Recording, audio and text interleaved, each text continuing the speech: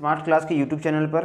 देखिए, आज के टॉपिक में हम लोग महात्मा गांधी के दूसरे भाग के बारे में जानेंगे।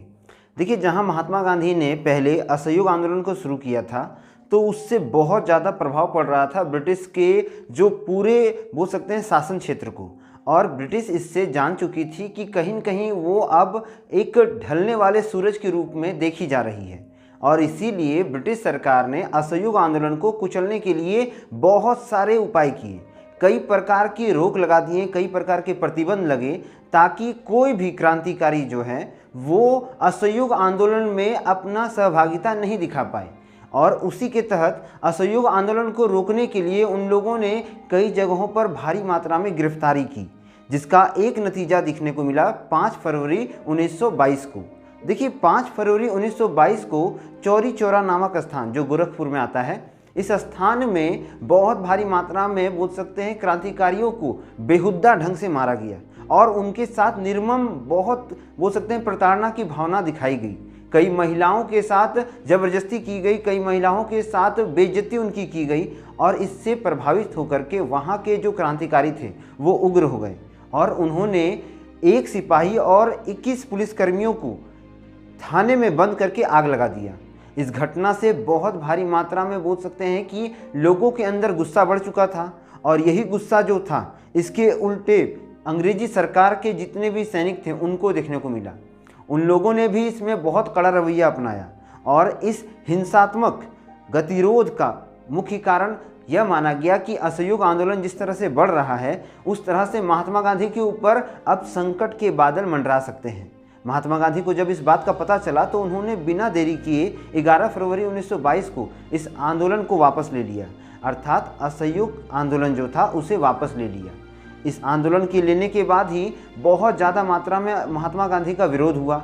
कई नेताओं ने महात्मा गांधी पर बहुत सारे आरोप लगाए। उन्होंने महात्मा गांधी को अंग्रेजी एजेंट तक कह के बुलाया कि महात्मा गांधी जो है अंग्रेज़ों के फ़ायदे के बारे में सोचते हैं, और जो लोग मारे गए, जो क्रांतिकारी की जान गई, जो शहीद हुए, उनके बारे में नहीं सोचते हैं। महात्मा गांधी ने इसका साफ उत्तर देते हुए कहा कि मैं अपने लोगों का जान की हत्या नहीं चाहता हूँ, मुझे अहिंसावादी रूप से अपने आंदोलन को आगे बढ़ाना है और अपने देश को एक सही मंजिल पर पहुंचाना है। देश के लोगों को भ्रमित करना मेरा कोई लक्ष्य नहीं है। इस तरह से असहयोग आंदोलन जो था वो वापस ले लिया गया। 23 में महात्मा गांधी के विरुद्ध बहुत सारे बड़े नेता खड़ा हो गए, जिसमें मोतीलाल नेहरू और चित्तरंजन दास मुख्य थे। इन दोनों ने इलाहाबाद में स्वराज पार्टी का निर्माण कर दिया। मार्च 1923 में स्वराज पार्टी को बनाया गया और इन दोनों ने खुले रूप से विधान परिषद का चुनाव लड़ने की अनुमति अंग्रेजी सरकार से ले ली, जिसके बाद महात्मा गांधी को यह भ्रमित करने का एक जरिया बनाया गया अंग्रेजों द्वारा। महात्मा गांधी जान चुके थे कि यदि ऐसा कोई चुनाव होता है विधान परिषद के स्तर पर तो हो सकता है देश की आज़ादी में बहुत बड़ी कठिनाई होगी, क्योंकि उनके नेता अब धीरे धीरे बिखर जाएंगे, और जिस प्रकार नेता बिखरने लगेंगे उससे क्या होगा कि आंदोलन कमज़ोर होने लगेगा और देश का जो मुख्य लक्ष्य है आज़ादी दिलाने का वो ख़त्म हो जाएगा। इससे महात्मा गांधी ने बहुत ज़्यादा मात्रा में निंदा की इस चीज़ की कि कोई भी नेता अपनी पार्टी ना बनाए, और यदि वो अपनी पार्टी बनाते हैं तो ये देश कल्याण के लिए अहित साबित होगा। देश के जो आंदोलन है, जो मुख्य आंदोलन है, उनको बल नहीं मिलेगा और इससे अंग्रेज जो है बहुत ताकतवर हो जाएंगे। महात्मा गांधी ने इसके तहत 1924 में गांधी दास समझौता किया, अर्थात चित्तरंजन दास और मोतीलाल नेहरू के साथ बैठ करके महात्मा गांधी ने बहुत बोल सकते हैं लंबी बातचीत की और उन्हें समझाया कि यदि आप इस तरह से नई पार्टियां बनाएंगे तो हो सकता है कि जो देश स्वतंत्र हो रहा है और स्वतंत्र होने के रास्ते में है उसमें बहुत सारी अड़चनें आएंगी, क्योंकि इससे जो पुराने नेता हैं वो जब अपनी पार्टी अर्थात कांग्रेस को छोड़ के जाएंगे तो कांग्रेस कमज़ोर होगी, और कांग्रेस कमज़ोर होगी तो हो सकता है कि आंदोलन जो है वो बहुत कमज़ोर हो जाएगा, लोग अब बिखर जाएंगे और इसी तरह से एक बोल सकते हैं कि बिखराव देखने को मिलेगा, जिससे भारत को आज़ाद कराना नामुमकिन हो जाएगा।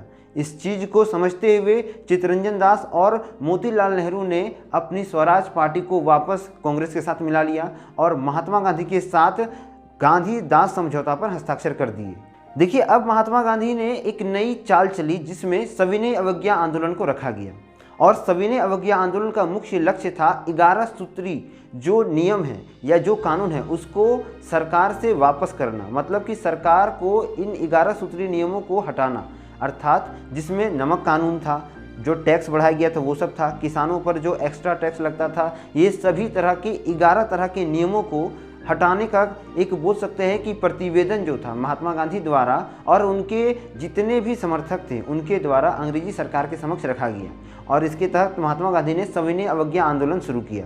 ये आंदोलन जो था 1930 से 31 और बीच में ये आंदोलन रुक जाता है और फिर ये 1932 से 1934 तक चलता है। तो इस तरह से सविनय अवज्ञा आंदोलन जो था ये रुक कर चलता है, लेकिन इस आंदोलन का प्रभाव जो था वो बहुत गहरा पड़ता है ब्रिटिश सरकार पर। अब ब्रिटिश सरकार जो थी इससे बहुत ज़्यादा प्रभावित हो चुकी थी।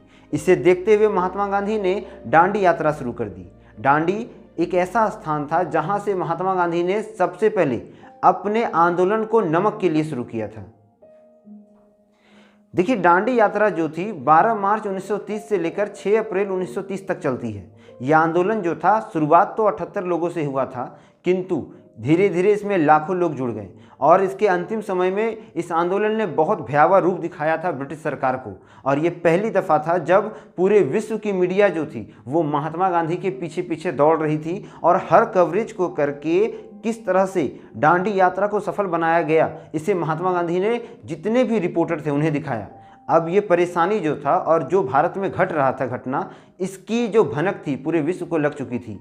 और एक और जहां पर इंग्लैंड या बोल सकते हैं ब्रिटिश सरकार जो थी वो हावी हो रही थी महात्मा गांधी के ऊपर, वहीं दूसरी ओर इंग्लैंड या ब्रिटिश सरकार के जो विरोधी देश थे वो अब महात्मा गांधी की हेल्प के लिए, उनकी सहायता के लिए आगे बढ़ रहे थे कि हम आपको आपका अधिकार दिलाएंगे। इसे देखते हुए अंग्रेजी सरकार जो थी वो अब डर गई थी कि कहीं अगर महात्मा गांधी किसी और देश के समर्थन में आ गए जो ब्रिटिश सरकार के विरोध में है, ब्रिटिश सरकार के दुश्मन हैं, तो इससे ब्रिटिश सरकार को बहुत हानि हो सकती है। इसीलिए ना देरी करते हुए तुरंत ही उन लोगों ने महात्मा गांधी के सभी शर्तों को मान लिया और दांडी यात्रा का जो चलन था उसको ख़त्म करने के बाद तुरंत ही नमक पर लगा कानून हटा दिया गया। देखिए, दांडी मार्च जो था ये साबरमती से दांडी तक चलने वाला एक बोल सकते हैं बहुत बड़ा सत्याग्रह, बहुत बड़ा नमक आंदोलन था और इस आंदोलन ने पूरी छवि बदल दी थी अब भारत की। और इसी का नतीजा था कि 3 गोलमेज सम्मेलन हो चुके थे। अब अंग्रेज जान चुके थे कि यदि भारत के लोगों को नहीं उनकी सुविधाएं दी गई तो बहुत बड़ा एक आग लग सकता है उनके साम्राज्य पर, अर्थात ब्रिटिश के साम्राज्य पर। इसीलिए 3 बार गोलमेज सम्मेलन बुलाया गया जिसमें महात्मा गांधी जो थे वे दूसरे गोलमेज सम्मेलन में जाते हैं और वे अपनी मांगों को रखते हैं, किंतु इन मांगों पर कोई भी तरह का बोल सकते हैं दावपेच जो था वो ब्रिटिश सरकार नहीं रख रही थी, क्योंकि ये टोटल जितना मांग रखा गया था, जो 11 सूत्री मांगे थी, ये सभी मांगे जो थी वो भारतीयों के पक्ष में थी। और इससे ब्रिटिश सरकार जानती थी कि यदि भारतीय लोग इन मांगों को रख ले तो उन्हें काफ़ी हानि होगी, अर्थात ब्रिटिश सरकार को काफ़ी हानि होगी। उनके राजकोष में जिस तरह से भारत से पैसे जा रहे थे या जिस तरह से उन्हें आर्थिक लाभ हो रहा था वो सभी नहीं हो पाएगा। इसी कारण इस टोटल मांगों को रोक दिया गया और इसे प्रतिबंधित कर दिया गया कि हम आपकी मांगों को इस तरह नहीं मान सकते हैं, जिससे महात्मा गांधी वापस आकर एक बोल सकते हैं नए आंदोलन में जुट गए।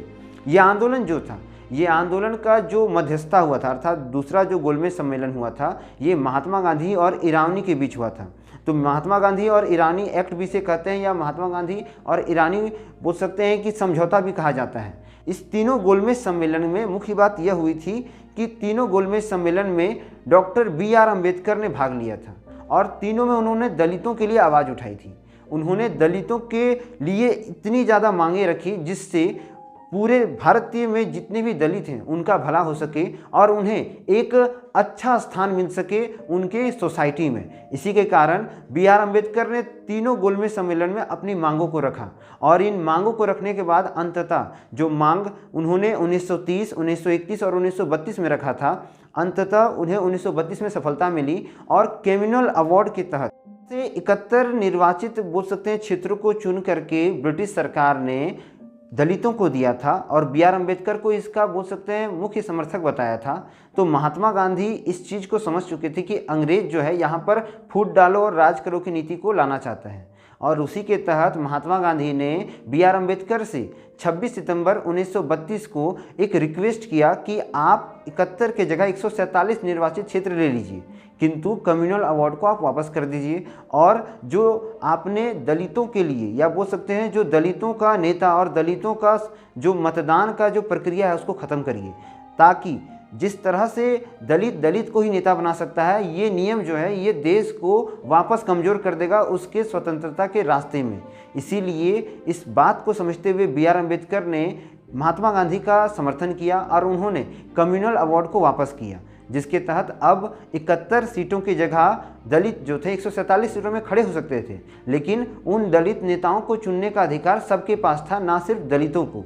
अब इसके बाद देखिए एक बहुत बड़ी घटना होती है। ये घटना जो थी 1940 की थी, जहाँ पर महात्मा गांधी ने स्वदेशी आंदोलन के तहत दिल्ली चलो का नारा दिया। और देखिए जब गोलमेज सम्मेलन हो रहा था तो उस समय जो ब्रिटेन का प्रधानमंत्री था, अर्थात 1930, 31 और 32 में एक ही ब्रिटेन का प्रधानमंत्री था, उनका नाम था जेम्स मैकडोनाल्ड। इन्होंने तीनों बोल सकते हैं गोलमेज सम्मेलन का अध्यक्षता किया था।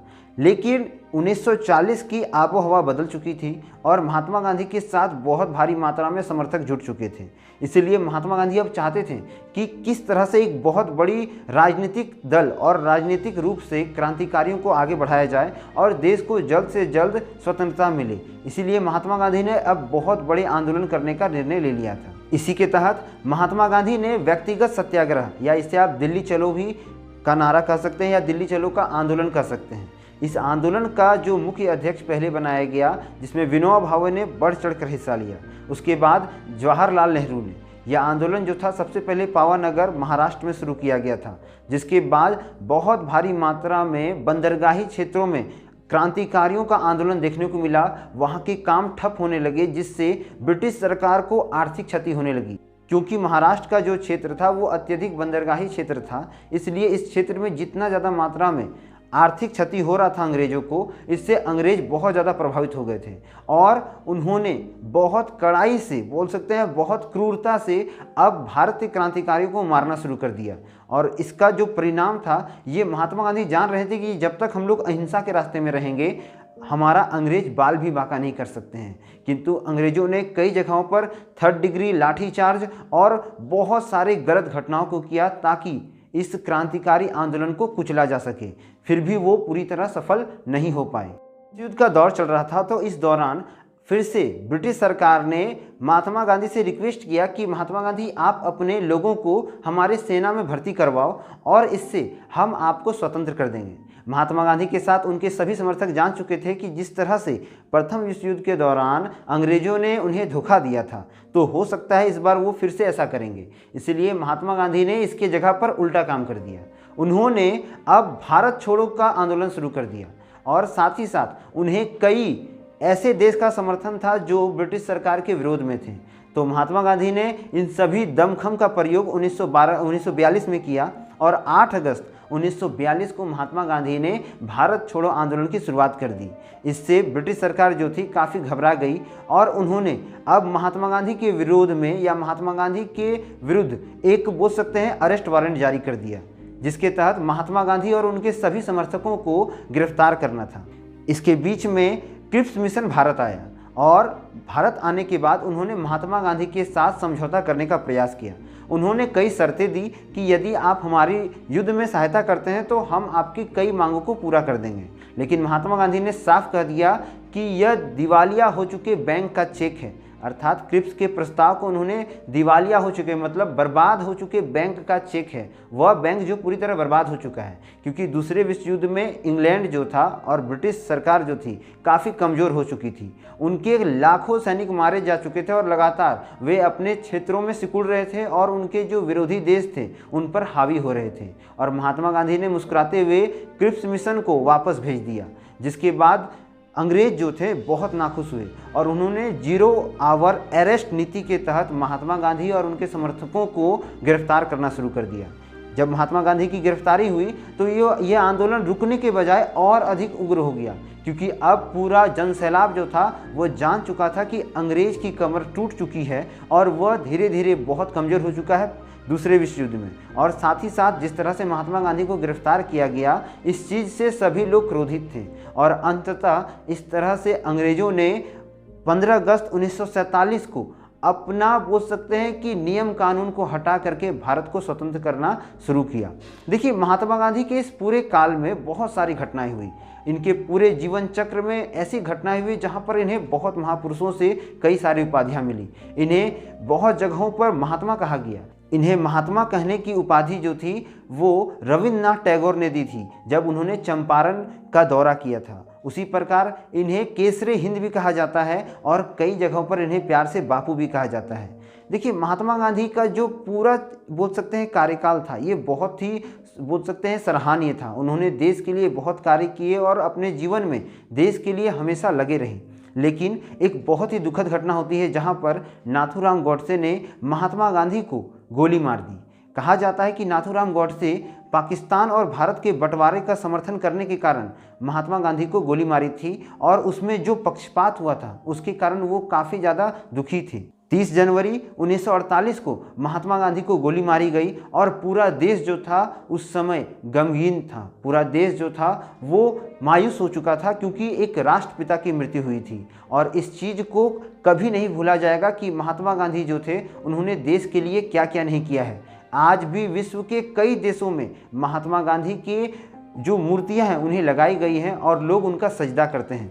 आशा करते हैं कि महात्मा गांधी के इस पूरे जीवन चक्र का जितना भी तरह का मुख्य कार्य था उन सभी से आप अवगत हो चुके होंगे। बहुत सारी नई जानकारियां आपको मिली होगी जिससे महात्मा गांधी से जुड़े क्वेश्चंस को हल करने में आपको सहायता मिलेगी।